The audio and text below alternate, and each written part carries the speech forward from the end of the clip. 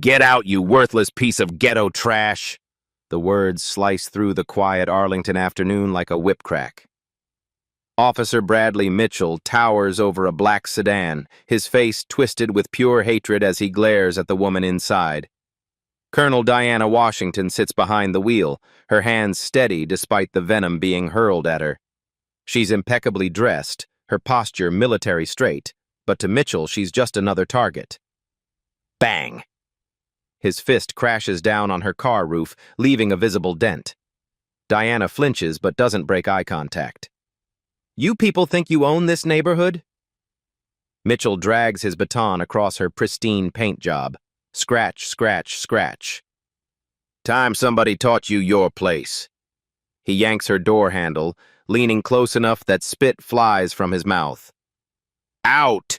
Now! 20 neighbors watch in stunned silence. Phone cameras start rolling. Diana's military training wars with her survival instincts. Have you ever seen someone's world explode in seconds, not knowing whether they'd crumble or rise like a phoenix? 2 hours earlier, Arlington, Virginia breathes with the rhythm of suburban perfection.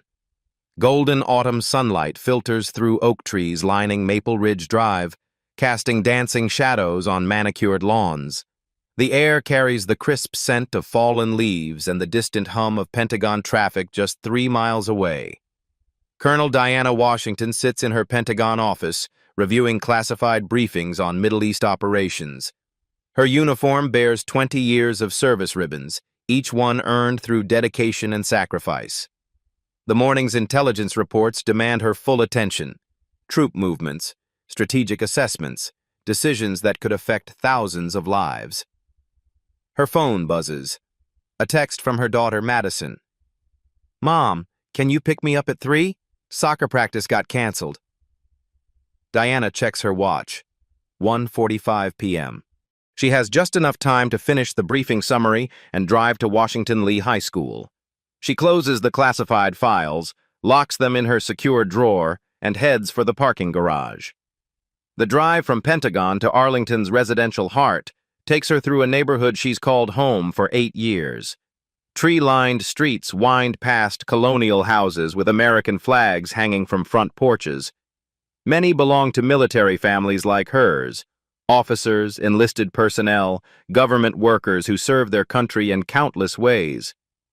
Diana drives her personal BMW, not a government vehicle.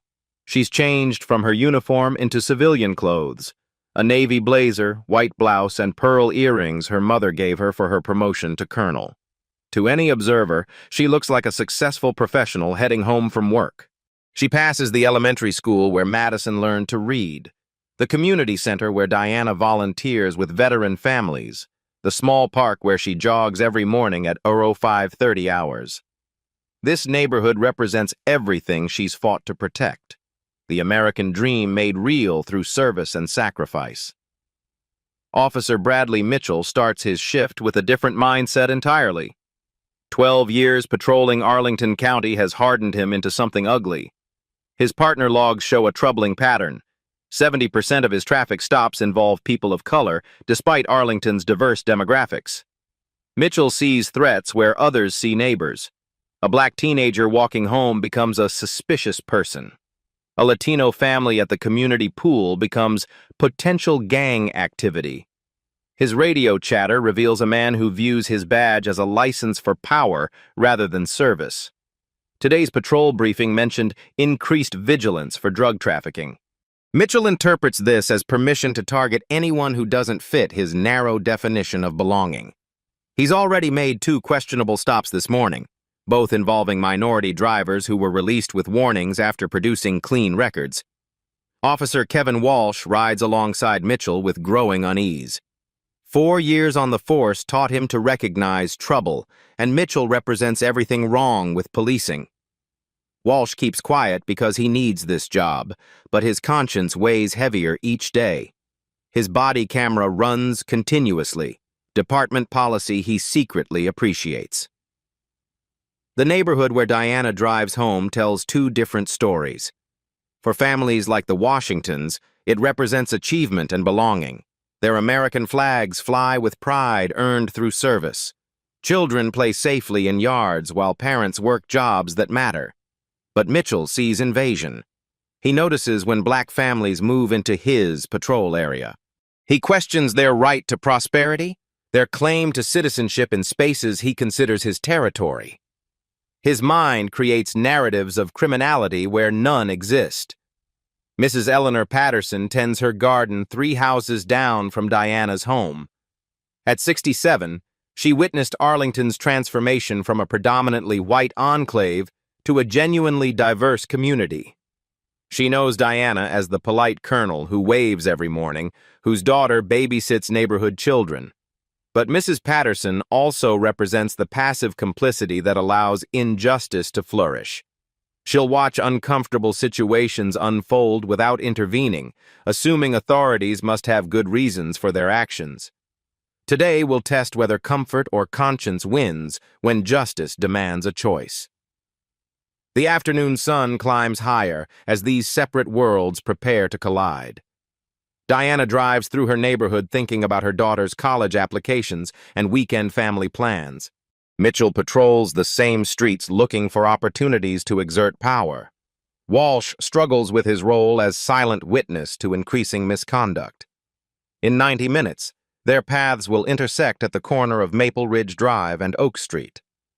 What happens there will expose the contradictions at America's heart, where service to country meets service to self, where the protection of law encounters the abuse of power. The stage is set. The characters are moving. And Arlington, Virginia is about to witness how quickly the American dream can become an American nightmare.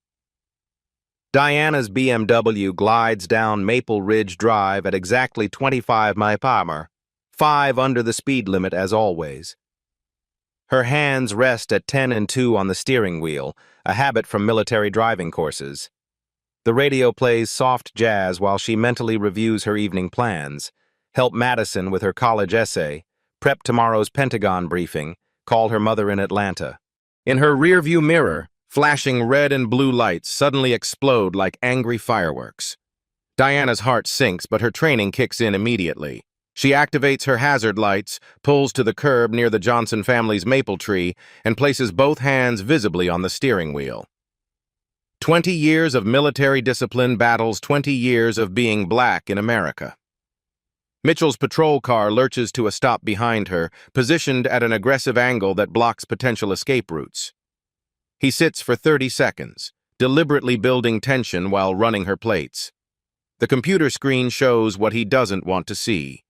Clean record, current registration, no outstanding warrants. Damn, Mitchell mutters.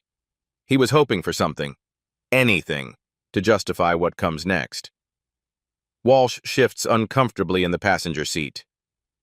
Mitch, what was the probable cause for this stop? She was driving suspiciously, Mitchell snaps, already crafting his narrative, checking out houses like she's chasing them. Walsh glances at his body camera, making sure it's recording.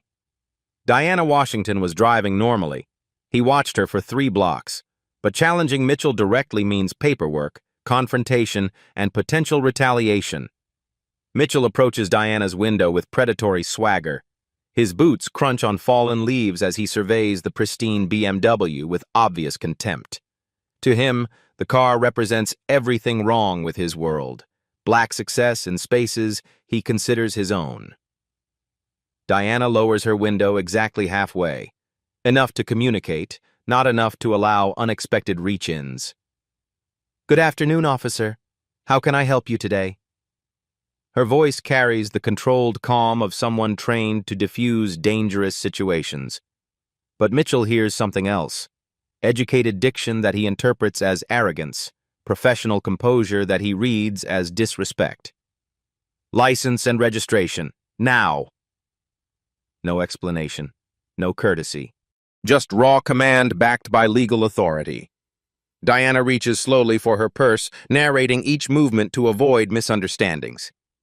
I'm reaching for my purse on the passenger seat. My license is in my wallet. I didn't ask for a play-by-play, lady. Just get your damn papers. The racial undertones hang heavy in the autumn air. Mrs. Patterson, weeding her flower bed 50 yards away, looks up at the harsh tone. This doesn't sound like normal police interaction. Diana produces her license and registration with military precision. Her Pentagon parking pass is clearly visible in the plastic holder, along with her military ID card. Mitchell examines the documents with theatrical skepticism, holding them up to the light as if checking for forgeries. Diana Washington, fancy address for someone like you. The words land like a slap. Diana's jaw tightens, but she maintains composure. Officer, may I respectfully ask the reason for this traffic stop? Mitchell's face darkens. In his worldview, questioning police authority equals guilt. Educated black women who know their rights represent his greatest threat, people who might actually hold him accountable. Don't get smart with me. You know exactly why I stopped you. Sir, I was driving within the speed limit, using proper signals and following all traffic laws. I have the right to know why I'm being detained. The word detained triggers Mitchell's anger. This woman talks like a lawyer and thinks she understands the system better than he does. Time to show her who really has power on these streets. Step out of the vehicle, now. Diana's training screams danger. Routine traffic stops don't require drivers to exit their vehicles unless officers suspect impairment or criminal activity. This escalation violates standard procedure. Officer, I've provided the requested documentation. On what legal grounds are you ordering me from my vehicle? Mitchell's hand drops to his service weapon, not drawing it but making the threat clear. The gesture sends ice through Diana's veins. Because I said so. And if you don't comply immediately, you'll be arrested for obstruction of justice. Walsh finally speaks up, his voice tight with anxiety. Mitch, maybe we should... Shut up, Walsh. I'm handling this. Diana recognizes the moment of truth. She can invoke her military rank, demand to speak to a supervisor, or assert her constitutional rights. But each option carries risks that could escalate into violence. She chooses survival over principle. I am complying with your order, officer, but I want it clearly stated that I am not consenting to this search and that I am being cooperative. Diana steps from her vehicle with careful dignity. She's 5'6", but carries herself like someone accustomed to commanding rooms full of colonels and generals. Even in civilian clothes, her military bearing is unmistakable. Mitchell notices immediately and hates what he sees. This woman doesn't cower. She doesn't submit. She stands like someone expecting respect rather than begging for mercy. Hands on the hood, spread your feet. The humiliation is intentional. Mitchell positions Diana so passing neighbors can see her being treated like a criminal. Mrs. Patterson stops pretending to garden and watches openly. Two teenagers walking home from school slow their pace, phones already recording. Diana complies, placing her hands flat on the BMW's warm hood. The metal feels solid beneath her palms, a reminder that this is really happening.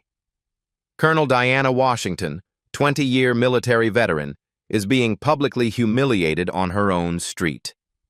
Mitchell begins patting her down with unnecessary aggression, his hands lingering longer than proper procedure requires. Diana's muscles tense with each inappropriate touch, but she forces herself to remain still. What's in the car? Mitchell demands, already moving toward the passenger door. Personal items, my briefcase, my daughter's school supplies. Any drugs, weapons, anything illegal? The questions reveal Mitchell's true agenda. He's not investigating a traffic violation. He's fishing for criminal charges that don't exist. No, sir.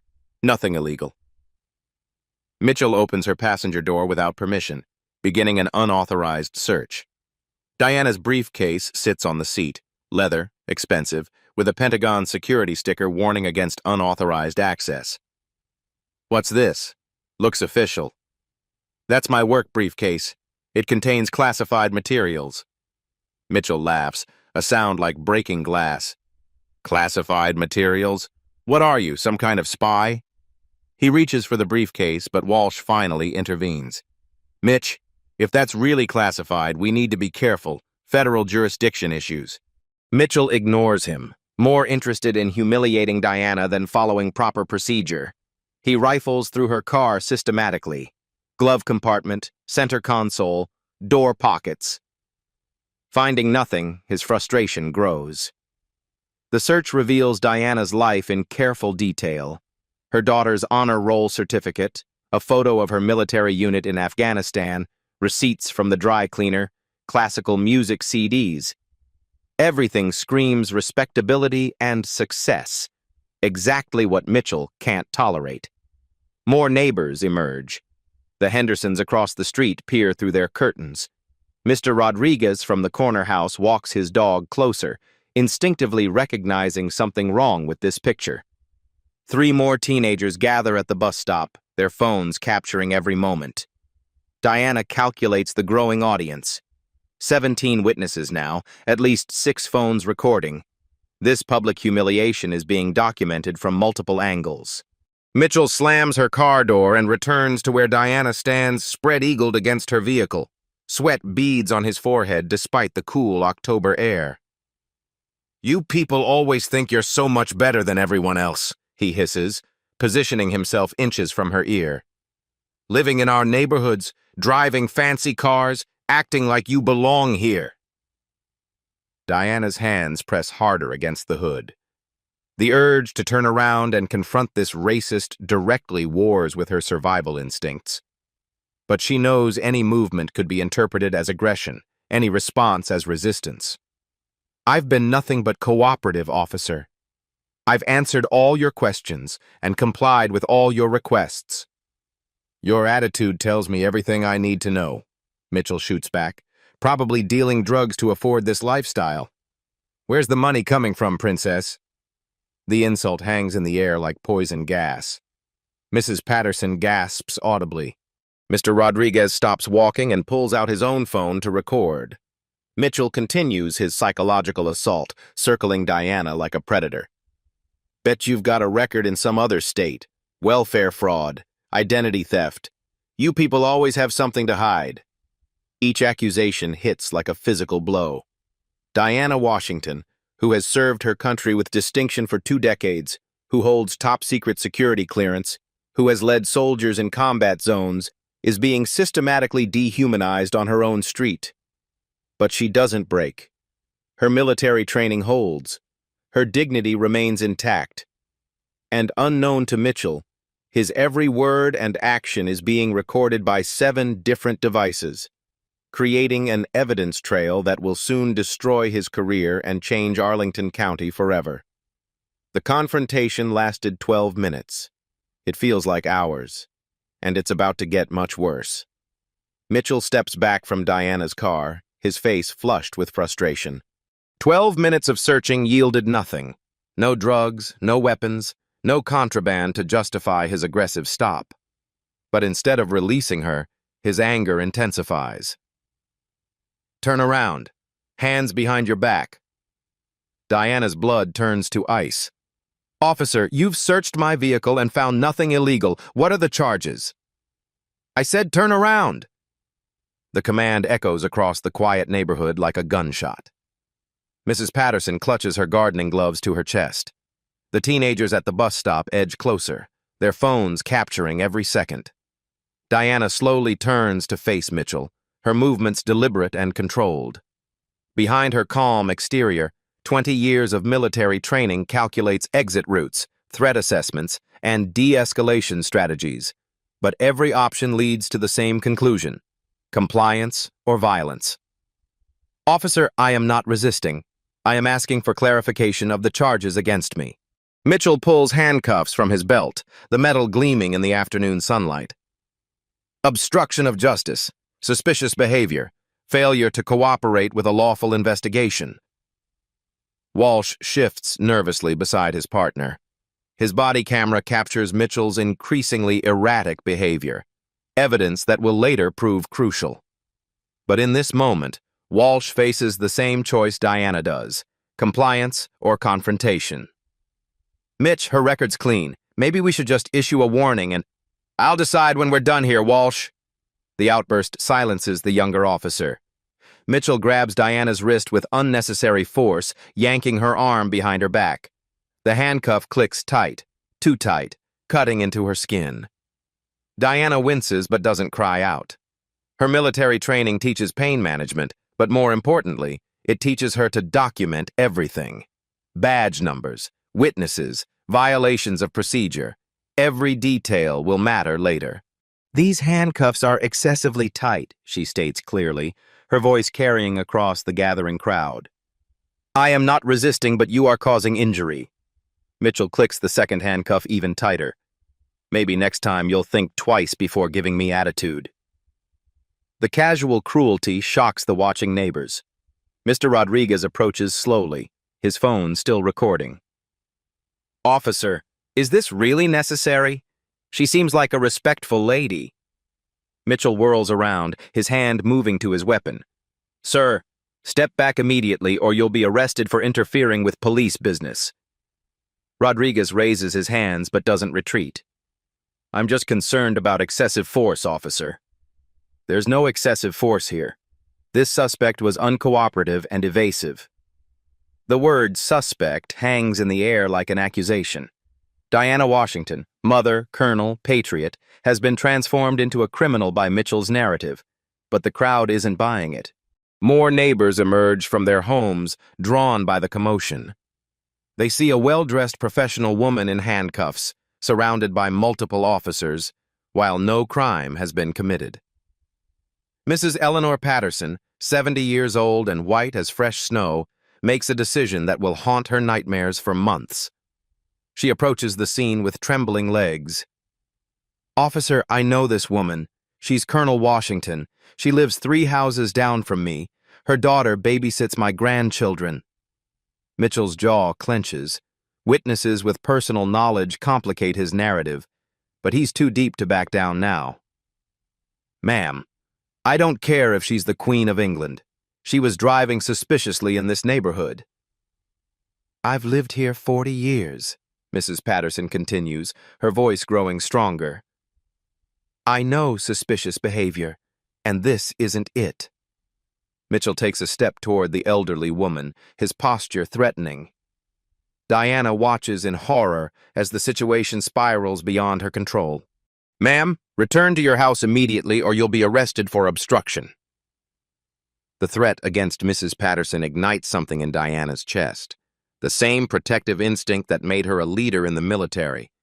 But handcuffed and vulnerable, she can only bear witness. Walsh finally finds his voice.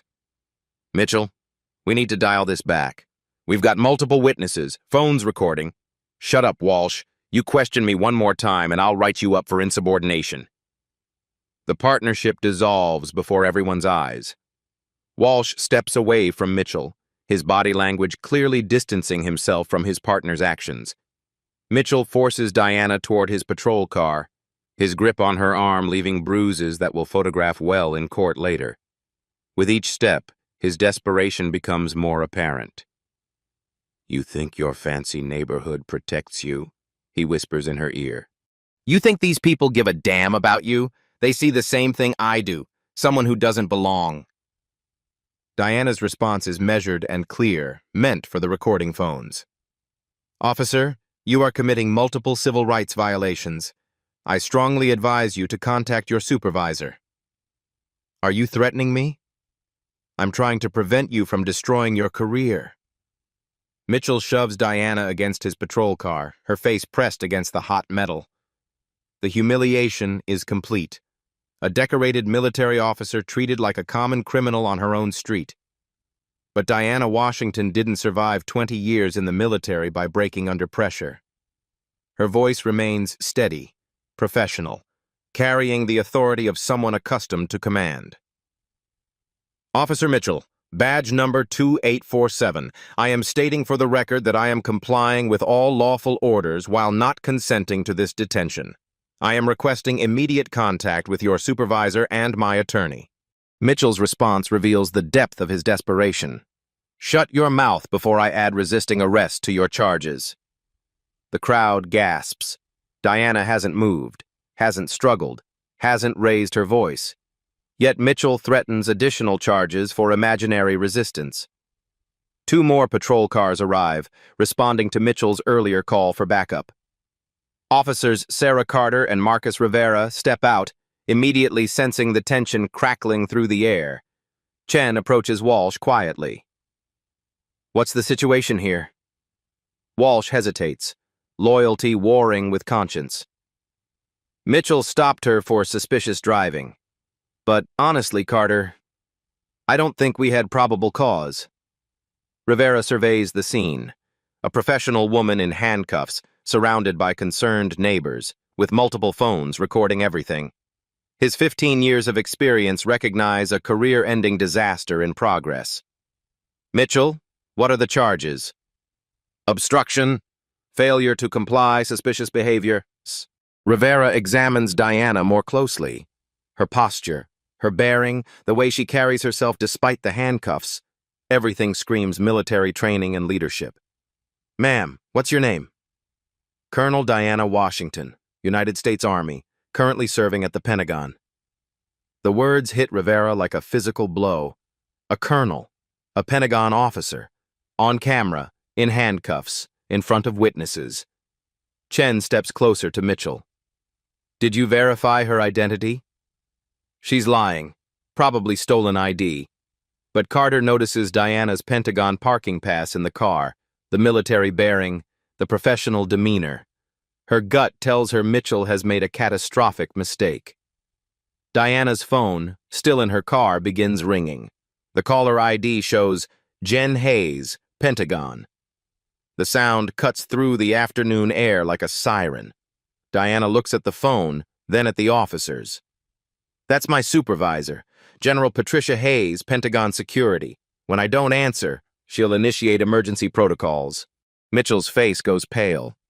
Pentagon Security doesn't call about parking tickets. But he's too proud, too invested in his narrative to back down. Instead, he doubles down on his mistake, pushing Diana harder against the car. "I don't care who's calling. You're under arrest." The crowd murmurs angrily. Mrs. Patterson shouts, "This is wrong. Someone needs to stop this." More phones appear. Social media posts begin spreading. Arlington Police. Stop starts trending locally. Diana closes her eyes and takes a deep breath. 20 years of service, countless briefings with generals and senators, operations that saved American lives, and it all comes down to this moment on a suburban street. The phone stops ringing, then immediately starts again, and Diana Washington realizes that her real battle is just beginning.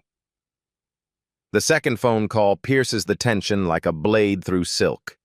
Diana's phone screen lights up again. Jen Hayes, Pentagon Security. This time the ringing seems louder, more urgent, cutting through the autumn air with unmistakable authority. Mitchell stares at the phone, sweat beading on his forehead despite the cool October weather. His grip on Diana's arm loosens slightly, uncertainty creeping into his bravado. Diana turns her head as much as the handcuffs allow, her voice carrying the quiet command presence that has briefed generals and congressmen. "Officer Mitchell, that is General Patricia Hayes, Director of Pentagon Security. When a Pentagon officer with top-secret clearance doesn't respond to security calls, emergency protocols activate automatically." Mitchell laughs, but the sound cracks with nervous energy. "Right. And I'm General MacArthur." Diana's eyes lock onto his, and for the first time, Mitchell sees something that makes his stomach drop. This isn't the defeated look of someone caught in a lie. This is the steady gaze of someone who knows exactly who holds the real power. "Officer, I am Colonel Diana Washington, Deputy Director of Strategic Operations, Pentagon. Service number 047892156. I briefed the Joint Chiefs last Tuesday on Middle East operations. I hold top-secret SCI clearance, and in approximately 30 seconds, your entire department is about to receive a call from the Pentagon Security Office." Officer Carter steps closer, her training recognizing the shift in dynamics. Something about Diana's bearing, the specific details, the unwavering confidence. It doesn't match Mitchell's narrative of a suspicious criminal. Ma'am, can you prove that? Diana nods toward her car. My Pentagon ID is in my wallet. My security badge is clipped inside my briefcase. Officer Walsh saw both when he searched my vehicle. All eyes turn to Walsh, who shifts uncomfortably under the scrutiny. His conscience has been screaming for 20 minutes, and now it explodes into words. Mitchell, she's right. I saw Pentagon credentials, multiple forms of military ID. Her parking pass is current, dated this morning. Mitchell's face contorts with rage. Walsh, you're out of line! But the damage is spreading like cracks in a dam. Mrs. Patterson calls out from her garden, That's Colonel Washington! She lives right there! She points to a house 3 doors down, an American flag hanging proudly from the front porch. Mr. Rodriguez approaches with his phone still recording. Officer, I can verify her identity. Colonel Washington briefed my son's unit last month at Fort Belvoir. She's the real deal. The crowd murmurs, understanding dawn like sunrise. They haven't witnessed the arrest of a criminal. They've watched the illegal detention of an American hero. Diana's phone rings a 3rd time. This time, Officer Carter makes the decision that will define her career. I'm answering that call. Mitchell lunges forward. Don't you dare! Stand down! Carter's command stops Mitchell cold. She reaches through Diana's car window and answers the phone. This is Officer Sarah Carter, Arlington County Police. The voice on the other end carries the unmistakable authority of command. This is General Patricia Hayes, Pentagon Security Division. We have GPS tracking showing Colonel Washington's vehicle stationary for 37 minutes. Is there an emergency? Chen's face goes white. Her eyes meet Diana's, seeing not a suspect but a fellow professional caught in an impossible situation. General Hayes, we have a situation here. Colonel Washington has been detained. Silence stretches for 3 heartbeats. Then General Hayes's voice cuts through like a sword. Detained? On what charges? Is the colonel injured? Do you have identification of the detaining officers? Chen looks at Mitchell, who stands frozen like a statue.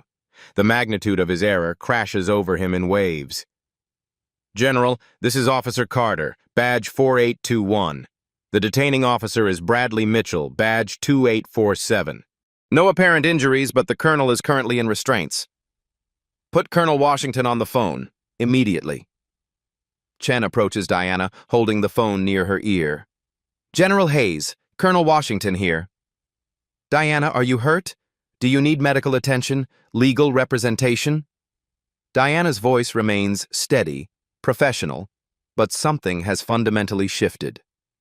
The power dynamic that Mitchell built over 30 minutes crumbles in 30 seconds. No injury requiring medical attention, General. Legal representation would be advisable. Understood. Pentagon Security is dispatching immediately. Do not sign anything. Do not make any statements without counsel present. That's an order, Colonel. Roger that, General. Chen ends the call and immediately moves to uncuff Diana. Mitchell watches in stunned silence as his authority evaporates.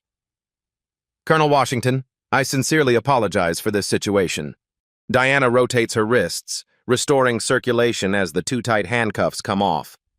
For the first time in 30 minutes, she stands fully upright, and her military bearing becomes unmistakable. The transformation is stunning. Seconds ago, she was Mitchell's victim.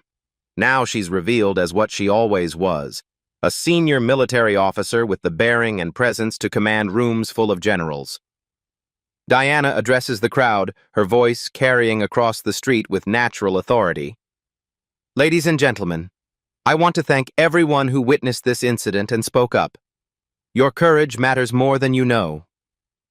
She turns to face Mitchell directly, no longer the supplicant, but the superior officer addressing a subordinate who has committed a grave error. Officer Mitchell, what happened here today was not a misunderstanding. It was racial profiling, abuse of power, and violation of my constitutional rights. This incident has been recorded by multiple witnesses and will be thoroughly investigated. Mitchell opens his mouth to respond, but no words come. The man who wielded absolute power minutes ago now stands exposed, his career crumbling before an audience of neighbors and colleagues. Diana Washington is no longer his victim. She's his judge. The sirens wail in the distance, growing louder with each passing second. Within 3 minutes of General Hayes's call, 2 Pentagon security vehicles screeched to a halt behind the patrol cars, followed immediately by a supervisor's unmarked sedan. Lieutenant Marcus Johnson emerges from the supervisor car, his face grim as he surveys the scene. 17 witnesses, 6 phones still recording, a crowd of agitated neighbors, and his officer standing frozen beside a woman who radiates unmistakable military authority. Johnson approaches Diana with visible concern and professional respect. "Colonel Washington, I am Lieutenant Johnson, Arlington County Police. On behalf of my department, I want to apologize for this incident." Diana's response carries the measured tone of someone accustomed to dealing with crises. "Lieutenant, this goes far beyond an apology. Your officer violated my constitutional rights, conducted an illegal search, and used excessive force. Multiple federal crimes may have been committed." 2 Pentagon security agents flash their credentials to Johnson. The lead agent, a tall black woman with sharp eyes, extends her hand to Diana. "Colonel Washington, Agent Patricia Brooks, Pentagon Security. We're here to conduct a preliminary assessment and ensure your safety. Are you injured?" Diana rolls her sleeves up, revealing dark bruises forming around her wrists where the handcuffs cut into her skin. The crowd gasps at the visible evidence of Mitchell's excessive force. "Contusions to both wrists from improperly applied restraints. No other injuries requiring medical attention." Agent Brooks photographs the injuries while her partner begins interviewing witnesses. The Pentagon's evidence-gathering machine kicks into high gear with military efficiency. Lieutenant Johnson turns to Mitchell, who stands paralyzed by the magnitude of his mistake. "Officer Mitchell, I need your badge and weapon. You are suspended pending investigation." Mitchell's face contorts with desperation. "Lieutenant, this is bullshit. I was following protocol. She was suspicious, uncooperative." "Officer Mitchell," Diana interrupts, her voice cutting through his protests like a scalpel. "I complied with every lawful order. I provided identification when requested. I submitted to an illegal search without resistance. I remained calm while you violated my civil rights. Everything is documented." She gestures toward the crowd. 17 witnesses, 6 video recordings, your own body cameras. The evidence speaks for itself. Johnson extends his hand. "Badge and weapon, Mitchell. Now." Mitchell's hands shake as he removes his badge, the metal catching the afternoon sunlight one final time. His service weapon follows, handed over with the weight of a career ending. "This isn't over," Mitchell mutters. "Internal affairs will see this differently." Officer Walsh steps forward, his conscience finally overcoming his fear. "Lieutenant, I need to report something. This isn't the first time Mitchell has done this." The admission hits like a thunderbolt. Diana looks at Walsh with new interest, recognizing the courage it takes to break the blue wall of silence. "Officer Walsh, are you stating there's a pattern of behavior?"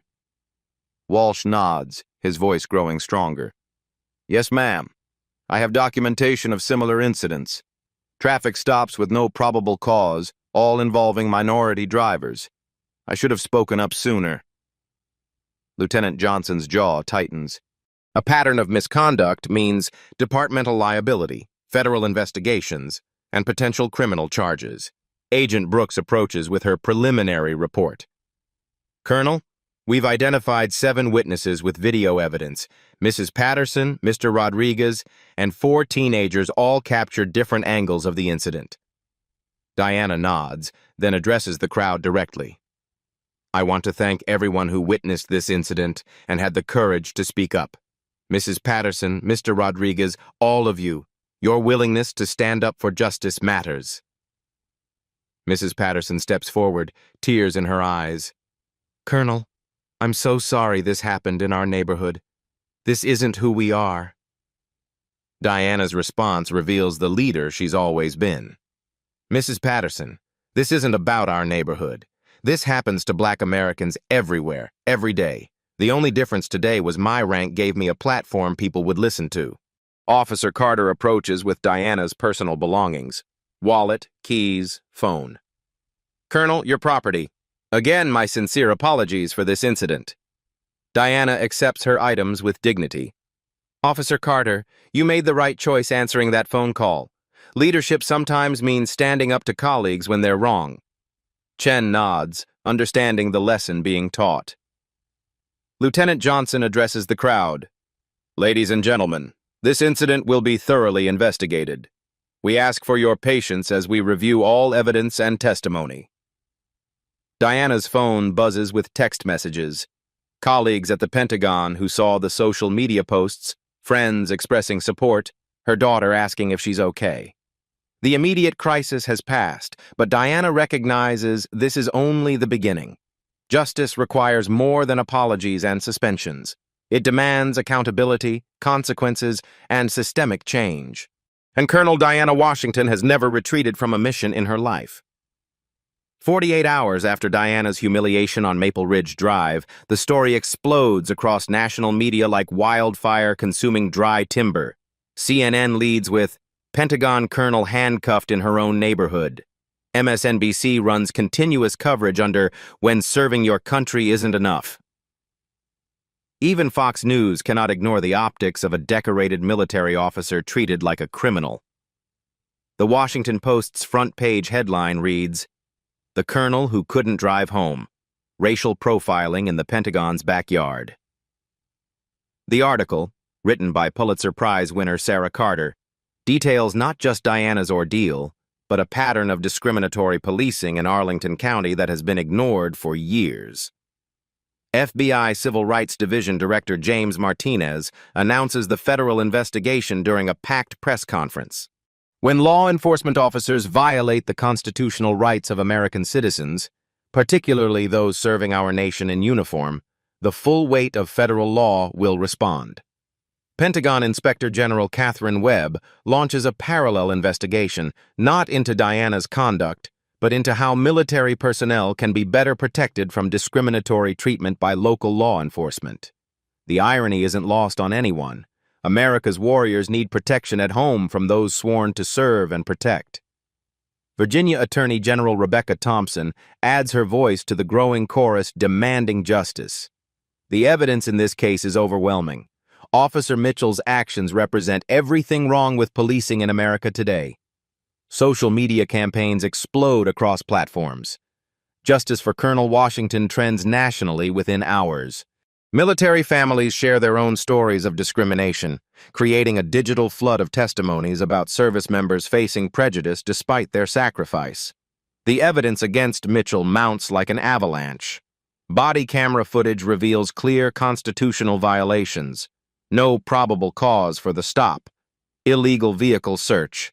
Excessive force during detention. 7 different cell phone videos capture the incident from multiple angles, creating an undeniable record of abuse. Officer Walsh's testimony provides the smoking gun. Internal documents show Mitchell stopped black motorists at a rate 340% higher than Arlington County demographics would predict. 12 previous complaints were buried in his personnel file. Victims discouraged from pursuing justice by a system designed to protect bad cops. Arlington County faces a nightmare scenario. Federal investigators discover a culture of silence that enabled Mitchell's misconduct for years. Supervisors who ignored complaints face their own disciplinary action. The county's federal funding hangs in the balance as civil rights violations trigger automatic reviews. 3 weeks after the incident, additional victims emerged. Sandra Martinez, a Latina nurse, testifies about Mitchell's treatment during a traffic stop 6 months earlier. Robert Carter, an Asian American teacher, describes similar harassment near the same location. The pattern becomes undeniable. Mitchell's police union initially defends him, releasing a statement about officers making split-second decisions under pressure. But as evidence mounts and public outrage intensifies, even his staunchest supporters abandon ship. The union quietly withdraws support, leaving Mitchell to face justice alone. The federal trial begins 6 months later in the Eastern District of Virginia. Judge Patricia Williams, herself a veteran, presides over proceedings that capture national attention. Diana takes the witness stand wearing her dress blue uniform, 20 years of service ribbons displayed with pride. Her testimony, delivered with military precision, devastates Mitchell's defense. I served 3 tours in Afghanistan, leading soldiers in combat operations. I've been shot at by Taliban fighters and survived IED attacks. But I have never felt more threatened than I did that afternoon on my own street, handcuffed by the very system I swore to protect. Expert witnesses explain the psychological trauma of racial profiling, how discrimination damages not just individuals but entire communities. Dr. Angela Davis, a Harvard psychology professor, testifies that Diana's treatment represents systematic dehumanization disguised as law enforcement. Mitchell's defense attorney attempts to portray him as a dedicated officer making reasonable decisions under pressure. The strategy crumbles under cross-examination when prosecutors present his history of targeting minority drivers. Officer Mitchell, federal prosecutor David Kim asks, "Can you explain why 78% of your traffic stops involve people of color in a county that is 42% minority?" Mitchell has no answer. His lies unravel on national television, broadcast live on court TV. The jury deliberates for only 2 hours and 37 minutes, barely enough time to elect a foreman and review key evidence. Their verdict echoes through the packed courtroom. Guilty on all counts. Judge Williams's sentencing speech became required viewing at police academies nationwide. Officer Mitchell, you took an oath to protect and serve all citizens equally. Instead, you used your badge as a weapon against those who looked different from you. Your actions were not just criminal. They were a betrayal of everything law enforcement should represent. Mitchell receives 18 months in federal prison, 3 years supervised probation, and permanent loss of his law enforcement certification. He will never wear a badge again. But individual justice isn't enough. Diana's civil lawsuit against Arlington County results in a $2.3 million settlement, money she immediately donates to establish the Colonel Diana Washington Foundation for Police Accountability. The foundation provides legal support for discrimination victims, funds body camera programs in underserved communities, and sponsors bias training for law enforcement agencies nationwide. Systemic changes follow swiftly. Arlington County implements mandatory implicit bias training for all officers. Vehicle searches now require supervisor approval except in emergency situations. A citizen oversight board gains independent investigative powers and budget authority. Officer Walsh's courage in testifying leads to his appointment as head of Arlington County's new Police Accountability Division. His first act is implementing anonymous reporting systems for officer misconduct. The case creates legal precedent for federal prosecution of police civil rights violations. The Mitchell Standard, as legal scholars call it, makes it easier to charge officers who abuse their authority based on racial prejudice. Congress responds with the Colonel Washington Act, strengthening federal oversight of local police departments and requiring annual bias reporting. Military installations nationwide adopt protocols for supporting service members facing discriminatory treatment. Mitchell's former supervisor, Captain Robert Hayes, faces demotion and transfer after investigators discover he ignored multiple complaints about Mitchell's conduct. 3 other officers receive written reprimands for failing to report suspicious patterns in Mitchell's arrest statistics. Diana's story inspires a documentary film, The Colonel's Stand, which wins an Emmy Award for Outstanding Social Impact Programming. The film screens at military bases worldwide, teaching service members about their rights and the importance of standing up to injustice. But perhaps the most significant change occurs in Arlington itself. The neighborhood where Diana faced humiliation becomes a symbol of transformation. Residents organize monthly community meetings with police, creating dialogue between law enforcement and citizens. Mrs. Patterson, the elderly white neighbor who found her voice during Diana's ordeal, becomes a racial justice advocate. She organizes bias workshops at her church and speaks at community colleges about the importance of being an active bystander. The street corner where Mitchell detained Diana now bears a small memorial plaque, in honor of all who stand for justice. Children walk past it daily on their way to school, learning that ordinary people can create extraordinary change. Justice served, but the fight for equality continues. 6 months after her ordeal on Maple Ridge Drive, Colonel Diana Washington stands in her Pentagon office, gazing through bulletproof windows at the Arlington skyline. The same neighborhood where her life changed forever spreads out below, transformed by sunlight and justice into something that looks almost peaceful.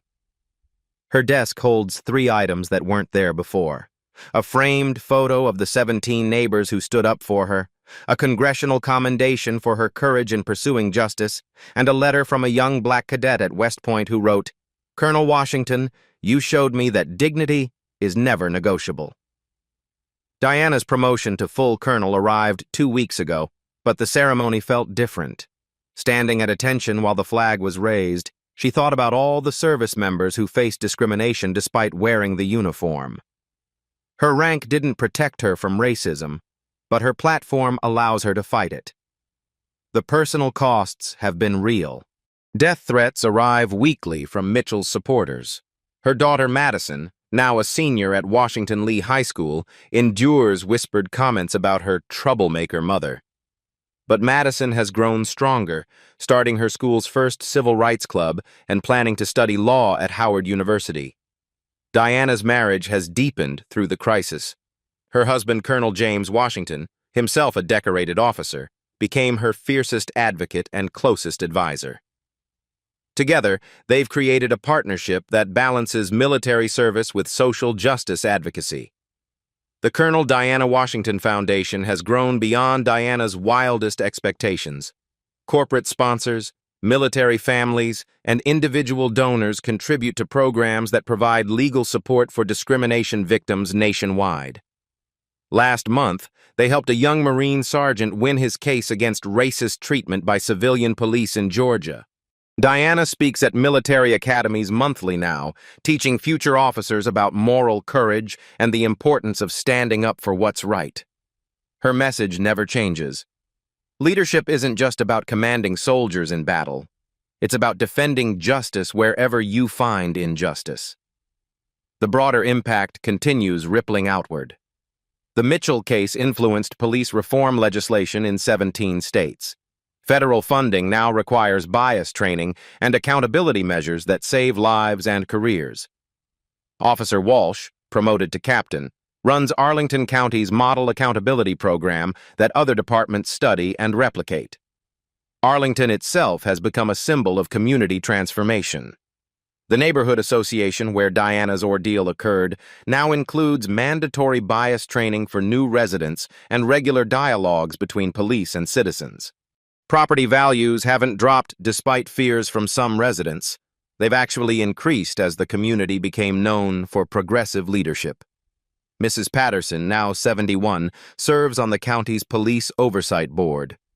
Her transformation from passive bystander to active advocate inspires other community members to find their voices. She tells anyone who will listen, "That day taught me that silence in the face of injustice is complicity." But Diana knows the work isn't finished. Every week brings new stories of military families facing discrimination, police departments resisting reform, and communities struggling with racial healing. Her foundation's waiting list for legal assistance grows longer each month. Standing at her Pentagon window, Diana reflects on a conversation with General Hayes last week. "Colonel, you could have stayed quiet, accepted the apology, and moved on. Why keep fighting?" Diana's answer came without hesitation. "General, what happened to me wasn't unique because I'm a colonel. It was unique because I had the platform to demand justice. Every victim of police misconduct deserves that same justice. Tomorrow, Diana testifies before Congress again, advocating for the updated Colonel Washington Act that would strengthen federal oversight of local police departments. Next month, she will keynote the NAACP's National Convention. Her calendar stays packed with speaking engagements, legal consultations, and foundation work. The irony isn't lost on her. Mitchell thought he was humiliating another black woman who didn't belong in his neighborhood. Instead, he created a national leader whose voice carries from the Pentagon to Capitol Hill. Diana turns from the window and picks up her secure phone to call General Martinez about tomorrow's Joint Chiefs briefing. But first, she looks once more at that photo of her neighbors. 17 ordinary people who did something extraordinary when they witnessed injustice. That day on Arlington Street, Diana says to the empty office, practicing tomorrow's congressional testimony, I learned that justice isn't automatic. It requires witnesses who speak up, communities that demand accountability, and systems that actually deliver consequences. She pauses, thinking about the young people watching her story unfold on social media, the service members who face discrimination daily, the families seeking justice through her foundation. My rank didn't protect me from racism, but my platform allows me to fight it. The question isn't whether discrimination exists. We know it does. The question is what we do when we see it. Diana straightens her uniform and heads toward the briefing room, ready for another battle in the long war for justice. Because Colonel Diana Washington has never retreated from a mission in her life. If this story moved you, don't just watch, act. Support civil rights organizations like the NAACP, ACLU, and local police accountability groups. Vote for leaders who prioritize justice over politics. Most importantly, speak up when you witness discrimination happening around you. Share this story, but more than that, share your commitment to creating a society where everyone, regardless of race, rank, or background, receives equal treatment under the law. Subscribe for more stories of courage, justice, and the ongoing fight for equality. Because these aren't just stories, they're calls to conscience, reminders that each of us has the power to stand up for what's right. Here's the question that will define your character. The next time you see injustice happening in front of you, will you be a bystander who stays silent, or will you be the witness whose courage changes everything? Because somewhere right now, another Diana Washington is being judged not by their service or character, but by the color of their skin. What will you do about it?